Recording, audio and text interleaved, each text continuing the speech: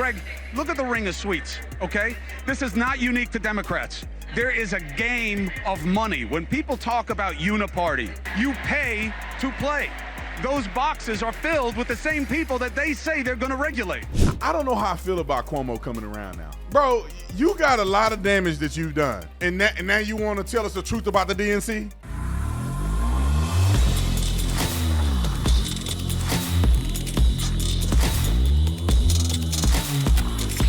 This video is brought to you by TatumStore.com. TatumStore.com. Get the merch link in the description section. I have not seen a person that was conservative that didn't comment on this shirt. I was just at the gym and like 3 people in the gym was like, I love that shirt. I love that shirt. I'm going to buy that shirt today. Where do you get the shirt? We make the shirt. But anyway, this is one of the most popular shirts. People love it. Get you one today. Put in discount code WHAT-THE35. WHAT-THE35. It's going to pop up on the screen. We'll put it in the description section just in case you don't know how to spell out WHAT-THE35. Anyway, like, subscribe, and they get 35% off. Like, subscribe to the channel. Let's get into this. Ladies and gentlemen, Chris Cuomo. It's Chris Cuomo, right? Yeah, I'll get him and Andrew mixed up. His brother named Andrew Cuomo? Yeah, that was the governor. And then Chris is this fool. All right, you know, I do like the fact, let me just say this from the top. I think that Chris Cuomo off the field, out from in front of the camera, in his personal life, he probably a cool dude. I think he probably cool, get some drinks with, smoke cigars, hang out. He probably don't believe in none of that leftist stuff that he been pushing for the last I don't know how many years. I honestly believe that's probably who he is outside of the camera. He just seemed like that type of person. In front of the camera for so many years, working for leftist media propaganda, he was just such a idiot to me. I mean, from ivermectin to you name it, he was on the wrong side of it almost all the time. Now that they've let him go, it seems like he's now starting to say, look, I'm just going to say what I really feel. And he's starting to understand that legacy media is dead and that individual media personalities people trust more. So he's now going out. He was on Patrick Bet-David's show. Actually, he was working with Patrick Bet-David's team. I don't know if he still has a show with Patrick Bet-David. But he was doing all that stuff, and I think that he started to kind of wake up a little bit and be honest about the fact that he was wrong about ivermectin and other things. Now he's at the DNC. Shout out to him for having the courage to actually tell the truth, because most people in his situation come out of the propaganda and they just still live in that propaganda in perpetuity. But he at least telling the truth about the Democrat Party. And I have never heard anybody who has been on the left or been supportive of the left actually say the quiet thing out loud. When they tell you that they're going to tax the rich and they're against the wealthy, they're pushing an illusion that they're somehow against wealthy people, because they got a lot of wealthy people that fund them, that support them, that raise money for them. They really don't mean that. They are presenting as if they're for the little guy, when everybody at the top of their party is worth tens of millions of dollars. Oprah Winfrey, get out there, billionaire. Michelle and Barack Obama together, they're probably worth, I don't know, $500 million. Kamala Harris and them ain't broke. Bill Clinton them ain't broke. Keep going down the list. Remember when Zuckerberg and all them were all Democrats? All of them are multimillionaires, billionaires. These people, Cuomo probably made $25 million on his contract. He's a millionaire. All these people are millionaires acting like they know what it feels like to be the little man. Shut the front door. Roll the clip. Big theme here at the DNC is that they're going to go after corporate gouging, and they're going to go after corporations, whether it's in taxes, largesse, loopholes. The RNC, we heard the same thing. They're going after the elites, the 2 sets of rules. Let me reveal a reality to you that has to be spoken to here, okay? These are the soldiers. These are the men and the women that go back to their constituencies and their communities, and they fight. They take time from their jobs. They take time from their families. Republicans and Democrats alike, that's what they do. They need to charge these people up. They need to be able to get them on board. But there's another reality that is literally looking down on them. Greg, look at the ring of suites, okay? This is not unique to Democrats. There is a game of money. When people talk about uniparty, we are strangled by the money reality in our politics. Those suites start at 500 grand. You think there's like a teacher group up in there? You think it's like the Cub Scouts of Columbia County, South Carolina, that's up in those boxes? Some of them are lobbies and good things. The media boxes, you think they're free? Why do you think I'm on the floor? News Nation is not a broke company. Nexstar is a massive organization. We are corporate media. We don't have one of those boxes because that's the game. You pay to play. Those boxes are filled with the same people that they say they're going to regulate.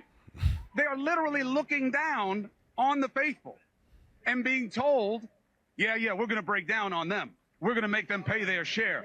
They paid $500, $700, $1 million, $1.5 million to have those seats. They get hotel suites that are probably gifted to the party. And the same thing is true with the Republican side.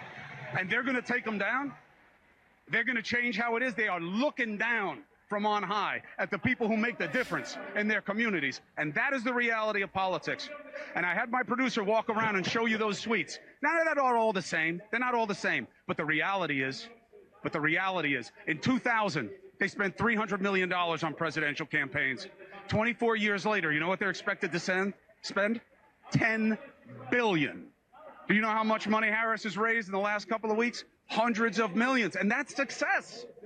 A lot of it's small donor. A lot of it isn't. The most dangerous money in politics is now legal money because of Citizens United. You've got to know this. The idea that they can fight against it is almost laughable. It's almost laughable. So look and listen when you are told these things. Because I don't care what they promise you. Not here tonight, not at the RNC, not that Trump knows them, not that they don't own them. He did one of the biggest fundraisers I've ever heard of in my life out where I live.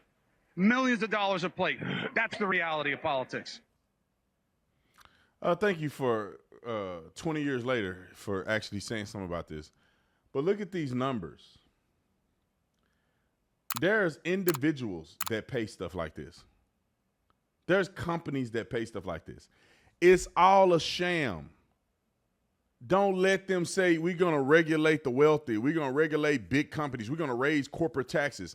They know that it's bullcrap, and I'm imploring you guys to understand the economics here. Read the article from Thomas Sowell. Read his books. Listen to his explanation. He articulates it very well. That when they cut taxes, they get more money into the treasury because people are more willing to pay the taxes. They feel like the tax is fair and reasonable.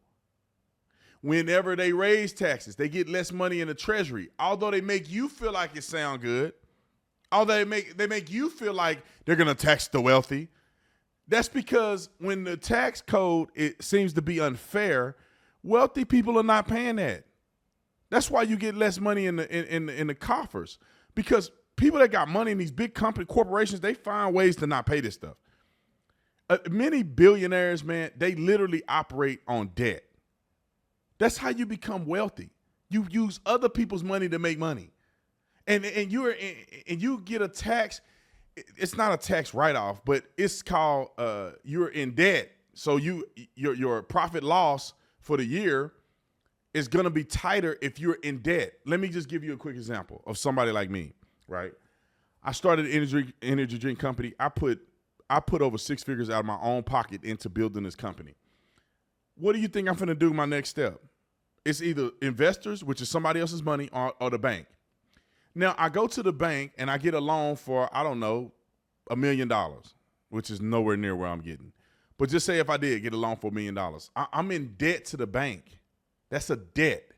That's not assets. That's a debt. So I'm already starting kind of at a debt deficit.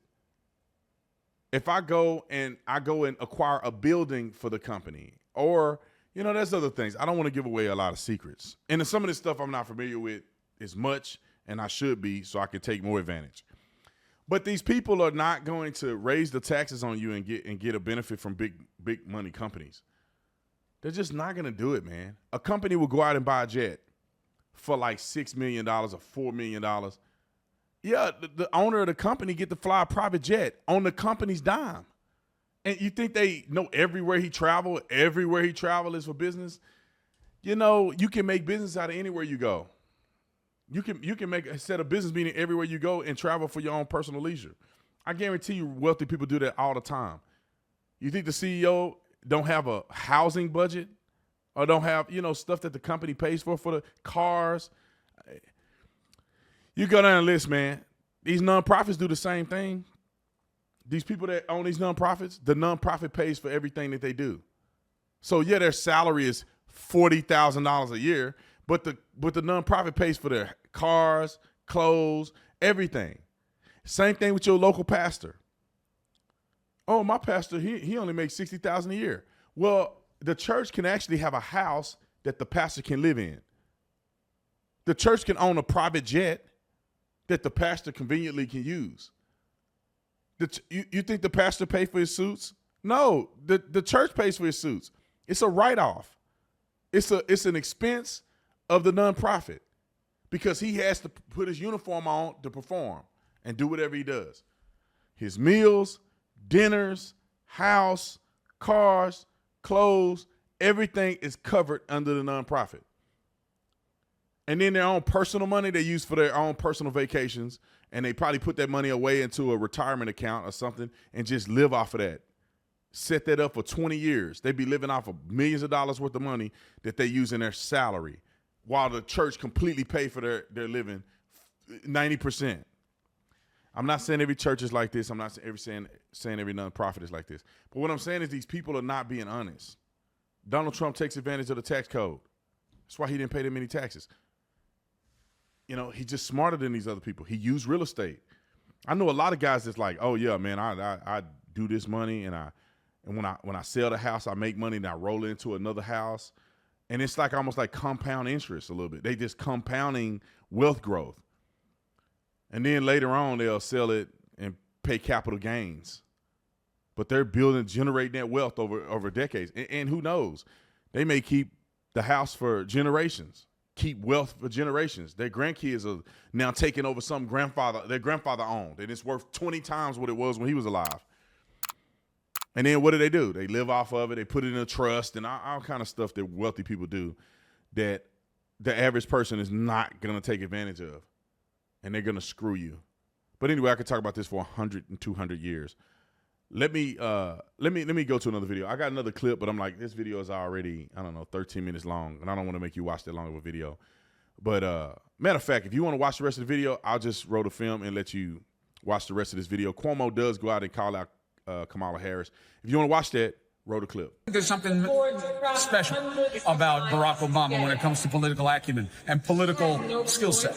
And I think he showed that last night. Now, there's also a reason that he and Michelle were removed by 2 days from Harris. Why? Because you got to be careful about overshadowing your nominee. And when she gets this mantle, when this convention ends, when Labor Day happens, right, which is like a week after the convention, it's time for her to make the case.